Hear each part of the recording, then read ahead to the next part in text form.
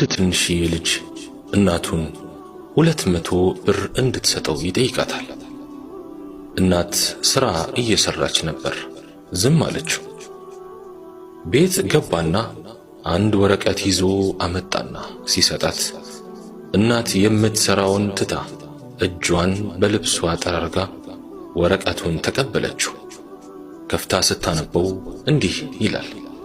በዚህ ሳምንት ክፍሌን ላጸዳሁበት ዋጋው 70 ብር፣ ሱቅ ለላክሽኝ ዋጋው 20 ብር፣ ሕፃኑን ላጫወትኩት ዋጋው 20 ብር፣ አንቺ ደግሞ ቤት ስታጸጂ ላገዝኩሽ ዋጋው 20 ብር፣ በትምህርት ቤታችን ጥሩ ውጤት ላስመዘገብኩት ደግሞ ዋጋው 70 ብር።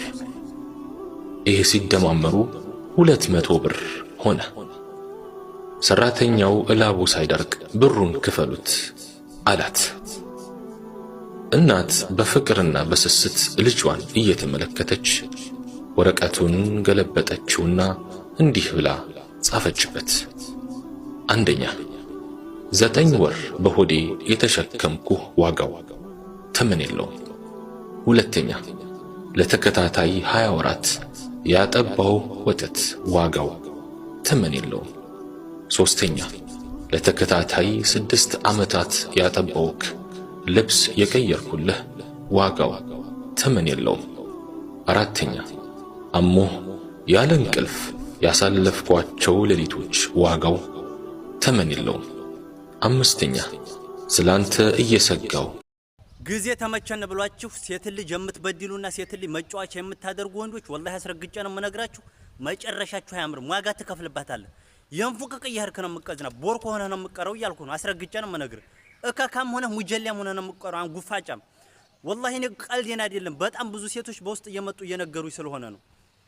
እነሱ አምጥተዋችሁ መኪና ገዝተው መንጃ ፈቃድ ያወጣው መኪና ገዝተው በሰጧችሁ ላይ በእነሱ ገንዘብ ሁለተኛ ሚስት ያምራችኋል። በእነሱ ገንዘብ ሴት ማሯሯጥ ያምራሃል። አንተ ቦርኮ እካካም ማለት ነው። ያንተን ከካራገፈ ይልህ አይበቃም እንዴ? መጀመሪያ ራስህን ችለህ ነው ሌላ ሴት ሊያምርህ የሚገባው። እሷን ማስተዳደር ሳችል በእሷ ገንዘብ እየተዳደርክ ሌላ ሴት ያምርሃል። ሁለተኛ ሶስተኛ ሚስት ላግባ ትላለህ። እካክ መጀመሪያ እካክህን አራግፍ። የመጣህበትን ዓላማ አሳካ። ሴት ልታሯሩጥ ነው እዚህ የመጣው። ለሴት ከፈለክ ሚስት አለ በቂ ነው። ሴት ልጅ የምትበድል ሰው መጨረሻው አያምርም እያልኩ ነው። አስረግጬ ነው የምነግርህ። እካካም ሆነ ነው የምትቀረው። የዛኔ በእንጨት የሚነካ የለም። ያሁኑ ማንነትህን አትይ። እና ኢቲኤች ዲሊቨሪንም ፎሎ ያላደረጋችሁ ሰዎች በዚሁ አጋጣሚ ፎሎ አድርጉ። ቀስት ምልክቷን የምታሳየውን እየነካችሁ ፎሎ በማድረግ ተባበሩ። ይሄ ቀን እየሄደ ነው።